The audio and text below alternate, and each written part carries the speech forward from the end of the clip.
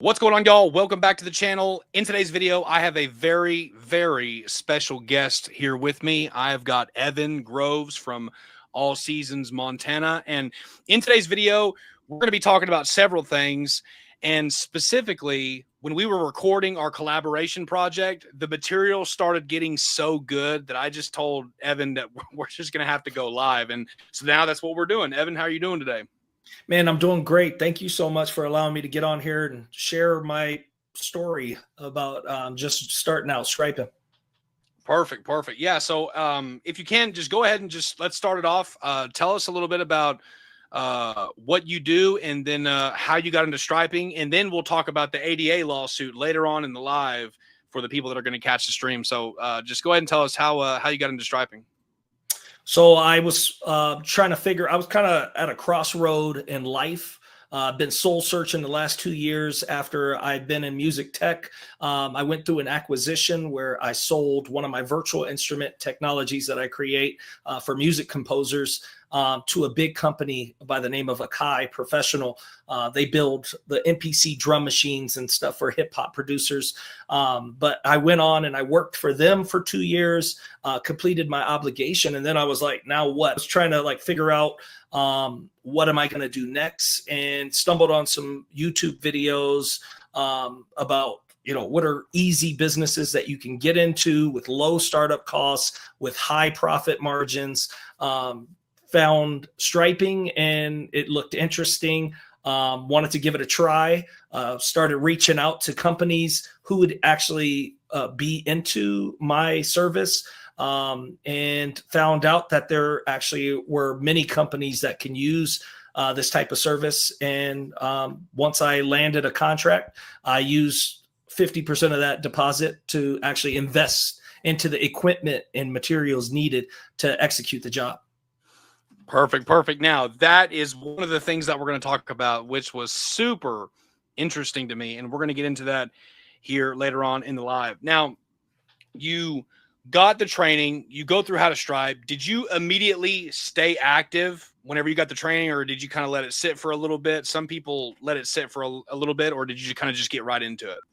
Chris, all of this has happened so fast. I haven't had time to sit and do anything. I just signed up for your striping course 2 weeks ago, landed my first job that I just did this last Thursday. So we're talking about in a span of 14 days is what I'm working with. Was able to bid, secure, and finish my first pressure washing job, which I was looking to try to stripe their parking lot. They happened to already be striped last year, so they needed sweeping of the parking lot and pressure washing. I did that without knowing I didn't have any experience with the pressure washing. One of the other calls that came in, they actually needed the striping done. So I bid that and finished that job this Thursday. So I'm kind of now, though I finished those were the two emails that I got back, and now I'm trying to bid more, and hopefully I could secure my next jobs. Awesome. All right. So for those of you that are just now hopping on the live stream, Evan got the training and his first official week in business through cold email outreach, sells a $6,000 pressure washing job and sells a $4,900 parking lot striping job. Okay. Correct. So first of all, let's just talk about the pressure washing job first, from how you got it, and then how you made contact with them, the quoting process, and then how you were ultimately able to close them. Let's start with the pressure washing job. Yeah. So I just reached out to them. I was trying to also use here in Bozeman, Montana, we're a college football town. I'm a former football player. I was a former running back here at Montana State University. So I thought it would be kind of cool to hey, I am a former football player, just starting out a striping company. Can you utilize my services? And I put in there pressure washing as well. I noticed from YouTube, a lot of guys that were in the striping also had upsells and other services that they did, and they did pressure washing. And that kind of worked, because for that apartment complex, they didn't need my striping services that I was getting ready to try to start. They needed the pressure washing. So when they said that they needed that, I went on Chat GPT and I'm trying to figure out now, I got to learn how to quote the pressure washing aspect of it. So I went on there and watched as many videos as I could on YouTube, as well as Chat GPT, typing in prompts on how do you actually provide a quote for that. I figured out that number of $6,000, which I quoted them. And then from there, I was like, okay, how am I going to get the materials? So I went to Home Depot, kept receipts of, I bought 400 feet hoses. I went and bought a couple brooms for scrubbing walls, an electric scrubber. And here's the cool thing though. In materials, it was about $690, but I really only ended up investing about 200 because after I got done with the job, I actually returned all that material, majority of the materials. I kept the electric scrubber for my own house, but I don't need 100 feet water hoses. So I returned that. I returned the brushes and brooms. So a lot of that, my material cost was actually really, really low. A lot of my cost was with labor. I needed 3 guys to help me get these were 10 3-story apartment buildings that we did. Ceilings, exterior walls, the floors, handrails, the parking lot gutters. We swept all that stuff out and then pressure washed it down.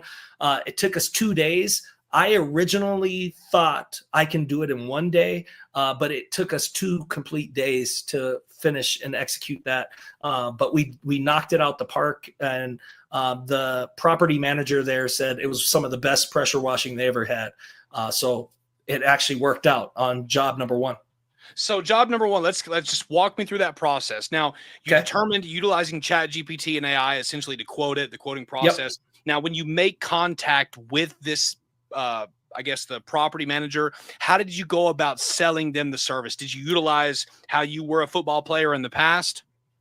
Well, so that was just in the cold email. She was like, hey, Evan, could you come down here to our location? So we did a walkthrough.